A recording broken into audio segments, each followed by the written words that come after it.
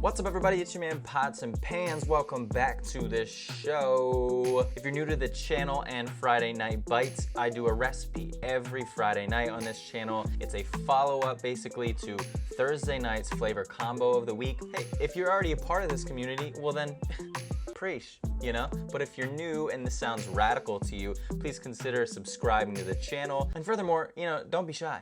Feel free to jump right into the community and tell me what you want to see. How can I help you? Yesterday I discussed a killer combination that included red bell peppers, polenta, sardines, and goat cheese. Today I'm going to be breaking down a recipe for a red pepper coulis. It is a terrific way to wrap all of these flavors together, and it's a sauce that everybody should know because it's super easy and delicioso. Now to start off our coulis, we're going to want to, as always, build a little bit of flavor with some aromatics. So we're gonna start with some garlic and some shallots. You could also use leeks or simply onions if you don't have the shallots, but I like them personally. So we're gonna sweat those out, no color, for about 2 minutes or so until they're soft. Don't forget to season them up front to start to pull out that moisture and build that flavor.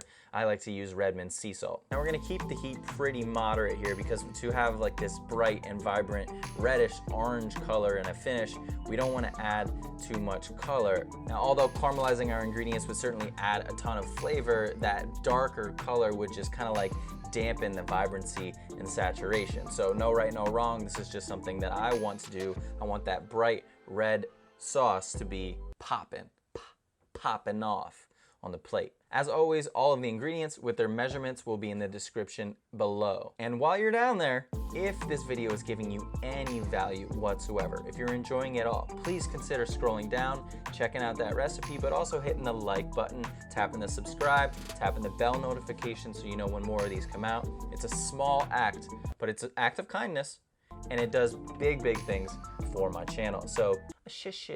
Now let's get back into the recipe. So sweat and continue to stir for those 2 minutes until they're soft before we go in and add our red bell peppers and once again season.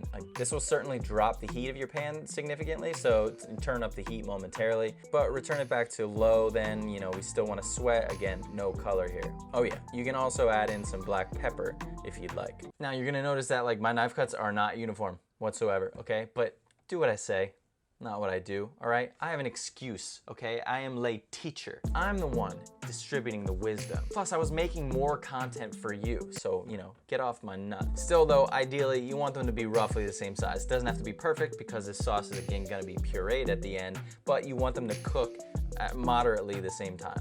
So sweat your peppers down for about 2 to 3 minutes to allow it to mix, you know, with the flavors of those aromatics, and then it's gonna be time to deglaze. If you don't know how to deglaze and you don't even know why we're doing that, then please be sure to check this out. So in goes our wine at first. Of course, we're gonna reduce this down by half to cook off the alcohol.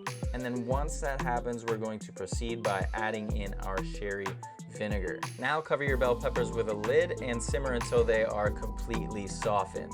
Again, this is gonna depend on how big you cut them. If you cut them into like a medium dice, it could take as little as 5 minutes. But if you know, go larger, a real rough chop, it could take 10, 12. It all depends. Just top it with the lid. We're gonna pay attention to the heat here. It's gonna be like low to medium-ish, whatever's more at like a simmer. Don't be a fucking nightmare and just let it crank and burn your shit. Now, if you check on your peppers and they're completely soft and ready to go, but you still have a great deal of moisture in there, it's okay, leave the lid off.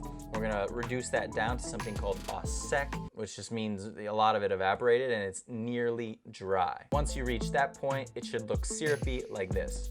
From there, we're gonna finish the sauce off with about 2 TB, about 20 grams of cold butter to give it a tremendously glossy sheen, as well as some heavy cream if you're willing to risk it for the biscuit.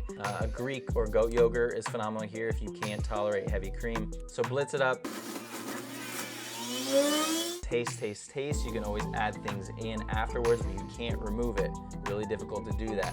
So check your seasoning, salt and pepper, check your acid. If you want a little more, you could probably go in with some lemon or lime. Both are super perfect. Whatever you prefer, whatever you got on hand. I use the Vitamix here because, you know, I wanted a more refined appearance and texture, so I could showcase it on the other plating videos that I've been doing.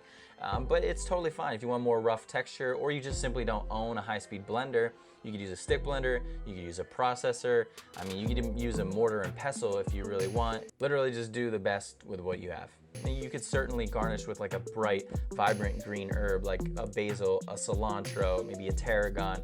All of these would work great. I avoided caramelization. I used, you know, a white, essentially translucent coconut oil. I used butter. I used cream. You could put that goat yogurt in there. You know, I used white wine. There's a lot of these things I didn't want to dampen that color once again. So you could totally add the herbs in, kind of like I did with the beurre blanc recipe. We had the thyme, we had the tarragon. We used that in the reduction to add more flavor.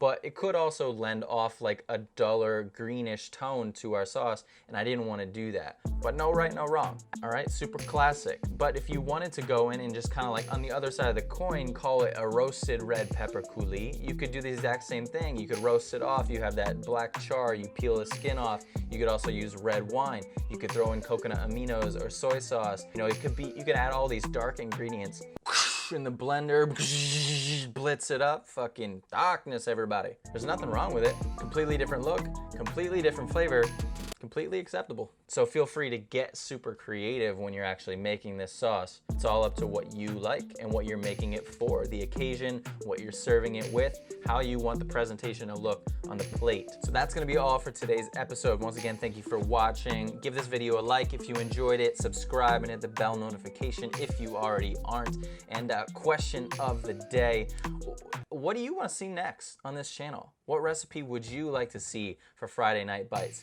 Drop that in the comments along with your other questions, and you know, I'll see you on Monday for Real Chef Tips. Until then, keep cooking up, fam. And that's it. See you guys soon. Love and peace. Manioki. Chef out.